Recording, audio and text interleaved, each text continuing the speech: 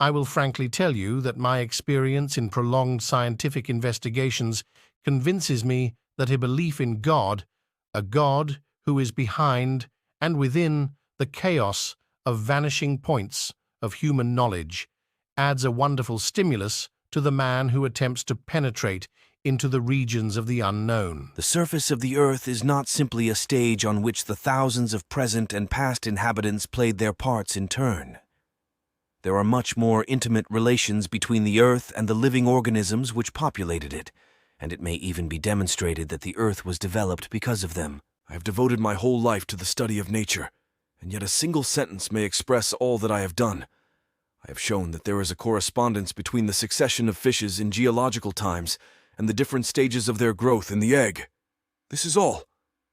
It chanced to be a result that was found to apply to other. I have devoted my whole life to the study of nature, and yet a single sentence may express all that I have done.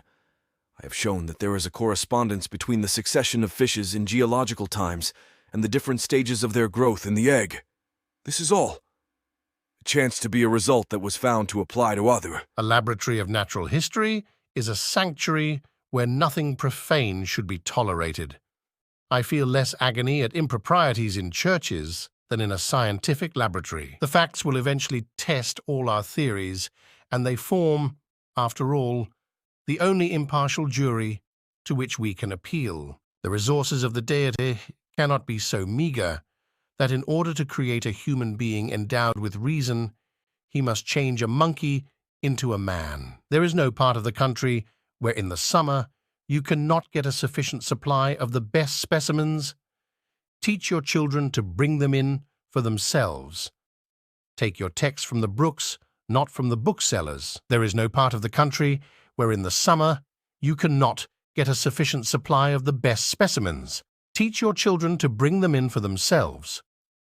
Take your text from the brooks, not from the booksellers. In-depth studies have an influence on general ideas, whereas theories, in turn, in order to maintain themselves, push their spectators to search for new evidence.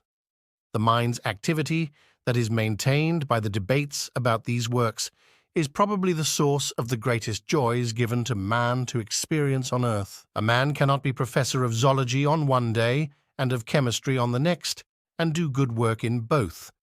As in a concert, all are musicians. One plays one instrument and one another, but none all in perfection. The possibilities of existence run so deeply into the extravagant that there is scarcely any conception too extraordinary for nature to realize. It is better to have a few forms well known than to teach a little about many hundred species. Better a dozen specimens thoroughly studied as the result of the first year's work than to have $2,000 worth of shells and corals bought from a curiosity shop. The dozen animals would be your own animals. One naturally asks, what was the use of this great engine set at work ages ago to grind, furrow, and knead over, as it were, the surface of the earth? We have our answer in the fertile soil which spreads over the temperate regions of the globe. The glacier was God's great plough. Select such subjects that your pupils cannot walk out without seeing them. Train your pupils to be observers and have them provided with the specimens about which you speak. If you can find nothing better, take a housefly or a cricket and let each one hold a specimen and examine it as you talk. The long summer was over. For ages a tropical climate had prevailed over a great part of the earth, and animals whose home is now beneath the equator roamed over the world from the far south to the very borders of the Arctics. But their reign was over. A sudden, intense winter that was also to last for ages fell upon our globe. The study of nature is intercourse with the highest mind. You should never trifle with nature. At her lowest, her works are the works of the highest powers, the highest something in the universe, in whichever way we look at it. This is the charm of study from nature itself. She brings us back to absolute truth wherever we wander. But unless some great revolution in nature modifies the present relative level between land and sea, it may safely be maintained that the present outer reef is the final southern boundary of the North American continent. A smattering of everything is worth little. It is a fallacy to suppose that an encyclopedic knowledge is desirable.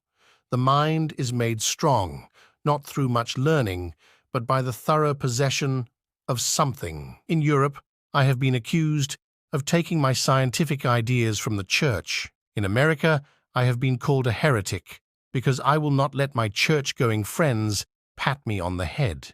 You cannot do without one's specialty. You must have some baseline to measure the work and attainments of others. For a general view of the subject, study the history of the sciences.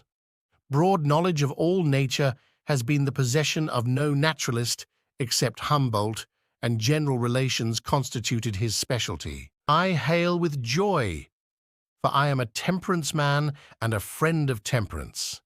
I hail with joy the efforts that are being made to raise wine in the country. I believe that when you have everywhere cheap, pure, unadulterated wine, you will no longer have need for either prohibitory or license laws. The world has arisen in some way or another. How it originated is the great question, and Darwin's theory, like all other attempts to explain the origin of life, is thus far merely conjectural. I believe he has not even made the best conjecture possible in the present state of our knowledge. The theory of evolution is a scientific mistake.